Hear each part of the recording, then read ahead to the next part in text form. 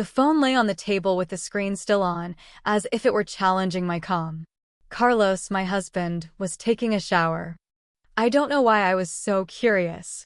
We've been married for 10 years.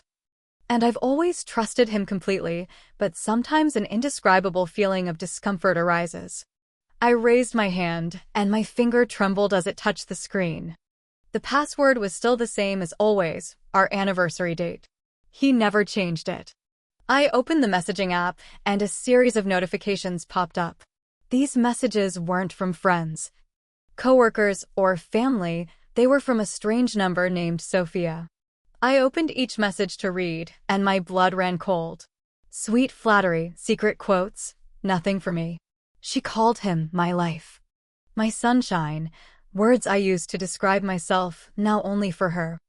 I felt like someone was squeezing my heart. I tried to breathe, but my chest tightened. I looked at those messages as if I were seeing a horrifying truth. My husband, the one I loved most and trusted the most, was betraying me. Anger quickly replaced the pain. I didn't cry. I didn't scream. I felt a coldness, a terrifying chill. I didn't want him to know that I had discovered the secret. I wanted him to suffer what I was suffering. I decided not to confront him directly. I didn't want him to make excuses or try to deceive me. I wanted to uncover the truth, and then I'd let him know who I was. I deleted all the messages and put the phone back in its original place. I returned to the bed, trying to act normal. Carlos came out of the bathroom, wearing only a towel. He looked at me and smiled. "What's wrong?" he asked. "You look a bit tired." I smiled back, a cold, knowing smile. "Nothing," I said. "Just a slight headache." I had already started my revenge. I decided to create a fake account on social media with a new name and a new picture. I wanted to get closer to him, but not as a betrayed wife, rather as a mysterious and alluring woman. I chose the name Valeria and used a photo of a model I found online. I posted some stories, crafting the perfect profile. I began to search for Carlos on social media and sent her a friend request. I knew she wouldn't be able to resist Valeria's charm. I looked at the phone on the table, waiting for her response. A mix of excitement and anxiety flooded my heart. I was ready for a new game, one where I would be the winner. After creating the fake account for Valeria, I began to thoroughly investigate Sophia, Carlos' lover, looking at photos, posts, and comments she had shared. I wanted to learn everything I could about her so I could embody her perfectly. Sophia was a young, attractive girl with a modern style and a rather confident appearance. She liked art, independent music, and hiking in the mountains. She often shared creative photos and statuses reflecting her personality. I noticed that Carlos seemed to like this type of girl, the one who was different. I decided to completely change myself. I was no longer the quiet, reserved wife Carlos knew. I would become the perfect version of Sophia, an alluring, mysterious, and confident woman. First, I changed my wardrobe. I began to wear clothes with bold patterns, leather shoes, and unique accessories. I bought some vintage-style dresses. I applied heavier makeup with smoky eyes and purple lipstick. I learned to walk more easily, to speak in a deeper voice, and to smile more mysteriously. I tried to replace my own habits with Sophia's. I wanted to become her in the most perfect way possible to captivate Carlos. I sent Carlos a friend request on social media through Valeria's account. I posted artistic photos and provocative messages, trying to create an image of mystery and allure that he couldn't resist. Carlos quickly accepted my friend request. He began reacting to my photos with comments. I started chatting with him, and he seemed very interested in Valeria. I used his language, his artistic references, and his interests. I tried to convince him, and I created an online relationship. Carlos began to date Valeria. He wanted to meet me. He wanted to connect with me in real life.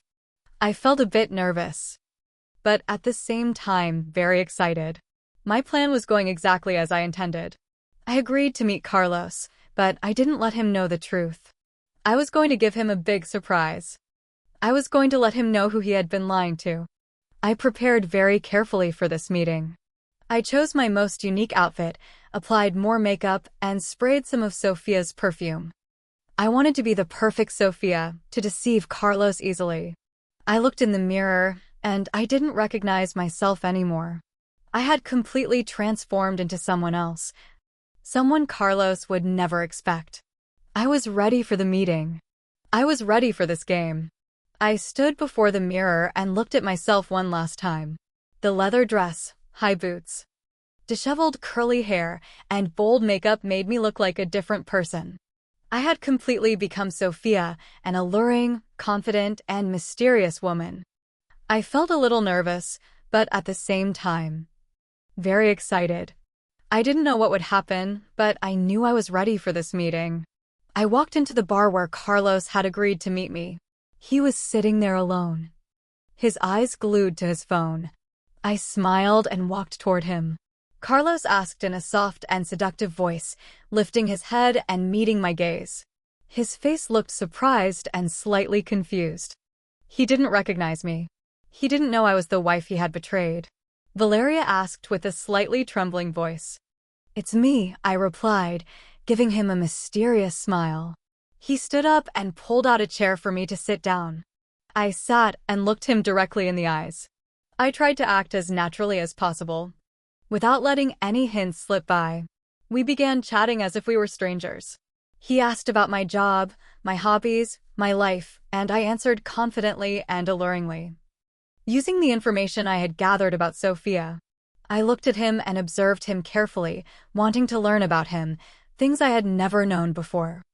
I realized that he wasn't entirely like I thought. He wasn't a cruel husband or a betrayer. He was just a man who had lost himself in a moment. He looked at me, his eyes a little sad. He looked so familiar to me. He spoke in a reflective tone, which startled me a little, but I quickly regained my composure. "Maybe you've met someone who looks like me," I replied, laughing. I began to feel confused, with mixed emotions. I didn't know what I was doing anymore. I wasn't sure about the reasons for my revenge.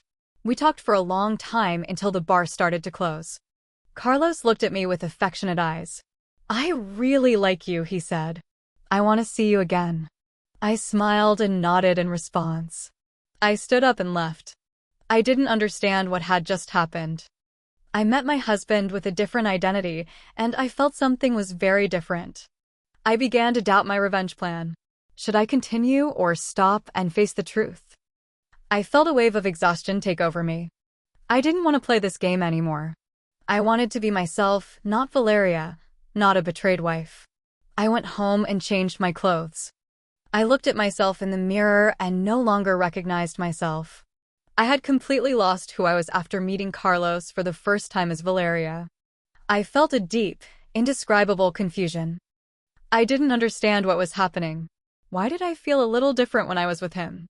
I was going too far in this revenge plan. I decided to keep meeting Carlos as Valeria, trying to find out the truth. I wanted to know why he had lied to me and who the woman he was really dating was. Our meetings became more frequent. We talked about many things, from life's dreams to disappointments. I gradually realized that Carlos wasn't the perfect man.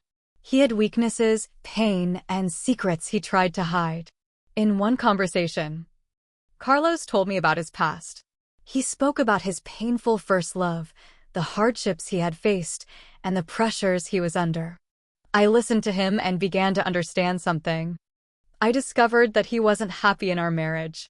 He felt suffocated, restricted, and that he couldn't be himself. He asked me, "Am I a bad person?" I was his wife, yet the reason he lied to me. One day, I accidentally discovered a suspicious poster. I saw Carlos secretly texting someone, and when I approached him, he quickly turned off the screen. I felt a growing suspicion in my heart. I decided to find out the truth. I started following him, watching where he went, what he did, and who he was with. I searched for evidence of the secrets he was hiding. And then I stumbled upon something that shocked me. While searching on the internet, I accidentally found a photo of Carlos and Sophia, but it wasn't a romantic dating picture. It was a picture of the two of them arguing fiercely. I zoomed in on the image and noticed Sophia's face was full of pain, and there was anger in her eyes. I started to wonder if the relationship between Carlos and Sofia was really as good as he made it seem. I kept searching, and then I discovered a terrible truth. I found a diary that Carlos had hidden, a diary in which he confessed a shocking secret to Sofia. I read every word in the diary, and I couldn't believe what I was seeing. The truth was even worse than I imagined. I felt a suffocating pain and a wave of hatred in my heart. I couldn't continue this game anymore. I decided to face Carlos, no longer under the guise of Valeria. I wanted him to know that I knew everything and that I would never forgive him. I stood in front of the door, my hands trembling as I held the key. I had made up my mind that I would no longer play the role of Valeria. I would face Carlos, not as my masked self, and tell him what he had done to me. I opened the door and walked into the house. Carlos was sitting in the living room, his eyes filled with worry. He looked surprised to see me, genuinely surprised, not pretending. "You're back early," he asked, and I didn't answer him. I just looked him in the eyes and showed him the diary I had found. He took the diary and read it, his face turning pale, his hands shaking. "Where did you find this?" he asked, his voice trembling. "It doesn't matter," I replied. "What matters is that you know the whole truth." He was silent for a moment, then said, "I'm sorry." He said he didn't know what to say. "I know how much I've hurt you," he said. I asked, my voice trembling with anger, "You betrayed me and lied to me cruelly." He lowered his head, not daring to look me in the eyes. "I know," he said. "I know I was wrong, not you." I replied, "You were also wrong, unfair to your own conscience. You deceived someone you once loved and destroyed everything." I began to cry, hot tears rolling down my cheeks. I had tried to hold back my emotions, but now I couldn't suppress them any longer. I was in pain. "It hurts as if someone is tearing my heart apart," I said, telling him everything I had gone through, the revenge plan I had mapped out. I spoke openly, not pretending. He listened in silence, without interrupting. He looked at me, regret deeply visible in his eyes. I knew he was saying, "I know I've made many mistakes. I've hurt you, and I will never forgive myself. I don't need your forgiveness. I just want you to know that it's over. I can never trust you again. I can never love you again."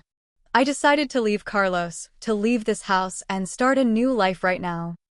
I didn't want to be with him anymore. I didn't want to live in lies and pain. I looked at him one last time and turned away. He didn't stop me. I knew I no longer had any right.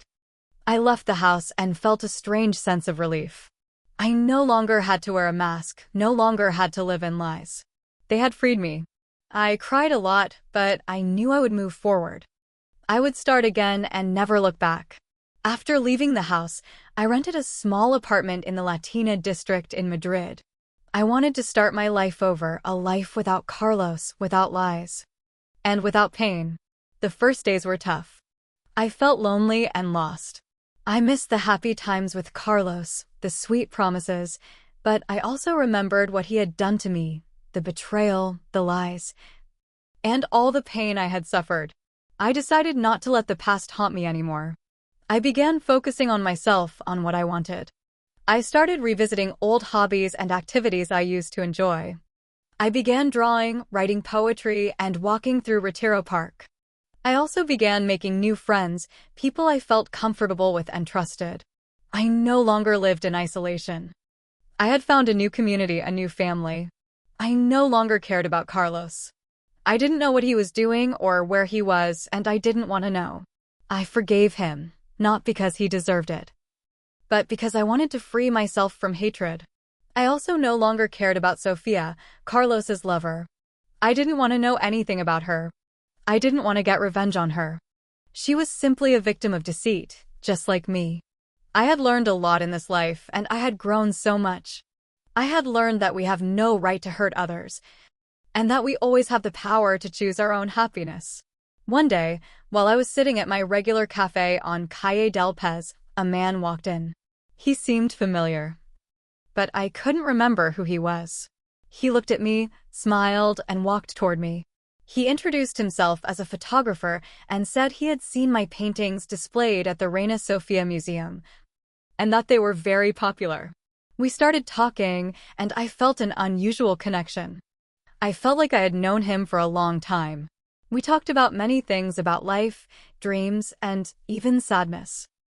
I felt like I had found someone who could understand what I was going through. Then, one day, he said something that truly surprised me. "I am Carlos," he said. "I have changed. And I want a chance to start over." I looked at him, unsure of what to say. He wasn't the man I knew anymore. He had become more thoughtful, sincere, and there was something very genuine about him. I didn't know whether I should trust him, but I couldn't deny that I still had feelings for him. I smiled and looked into his eyes. "Maybe," I said, "maybe we can start from here." I looked at him again and felt a spark of hope in my heart. I didn't know what would happen, but I knew that I would never forget what I had gone through.